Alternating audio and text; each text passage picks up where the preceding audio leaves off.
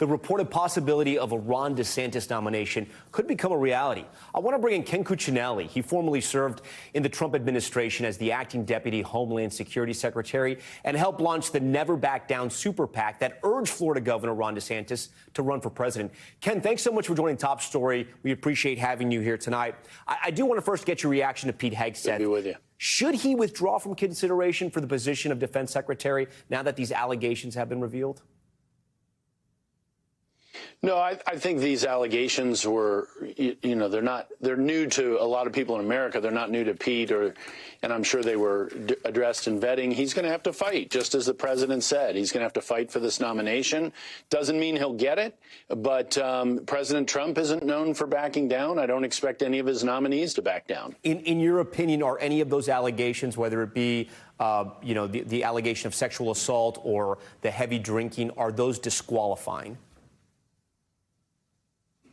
I don't think the allegations are disqualifying, and I think that senators are going to judge for themselves his commitment to be a teetotaler if he's in this position, as well as deciding for themselves their assessment of what happened in 2017 or didn't happen in 2017. Pete Hegseth's resolution of that is a pretty common outcome for people who just want to avoid the problem. The problem that he described in the interview when addressed on that question himself. So that alone doesn't tell me much, really anything. And it's going to be a tough environment to work through that with individual senators. The pressure is clearly on, and now new names are being floated. You know Governor Ron DeSantis. If Pete Hegseth were to step aside, why would he be a good Secretary of Defense nominee? Well, of course, he is a veteran.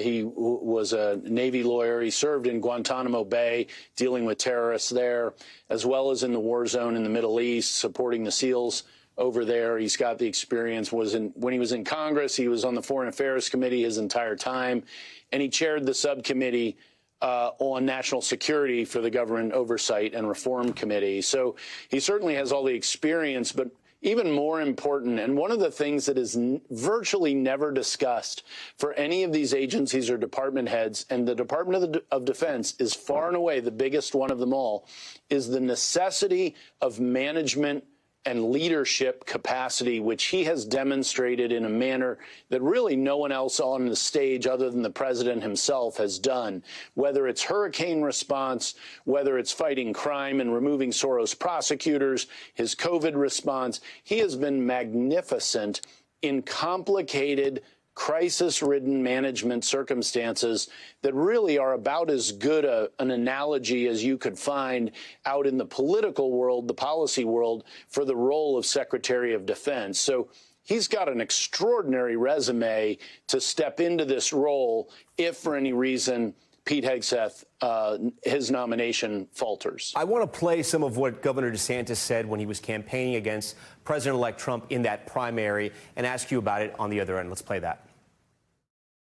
He's running in 2024 on the things that he promised to do in 2016 and didn't do. I'm even going to build the border wall and have Mexico pay for it like Donald Trump promised. You put your big boy pants on, you're held accountable for your conduct. Had Trump and Fauci not plunged the country into lockdown, I don't think we would have had riots at that scale.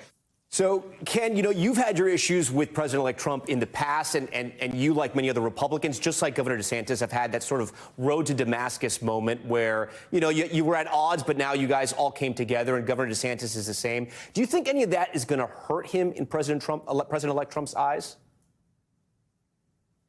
Well, if President Trump, chooses ultimately to nominate Ron DeSantis, the answer to that question will obviously be no on balance. And, the issues that, as you described them, issues I had with the president really weren't disagreements. They were, we could do more and we could do better. And those are the kinds of positions and things that President Trump campaigned on doing in this second term. So I'm very optimistic on that. And in the realm of foreign affairs and in the use of military force in foreign affairs, I think Ron DeSantis lines up awfully close to President Trump's historic approach to those policy areas, as well as what he has broadcast he's going to do in a second term. They are very, very close on those issues. And the president's determination to see those through is frankly very consistent with the criticisms you just played by Governor DeSantis during the presidential primary. Ken, real quick, we only have about 10 seconds here. Do you think Governor Ron DeSantis will be a no-drama pick if he's eventually the nominee? I do think he'll be a no-drama pick if he is the nominee, yes. Ken Cuccinelli, we thank you so much for joining Top Story tonight. Thanks for watching. Stay updated about breaking news and top stories on the NBC News app or follow us on social media.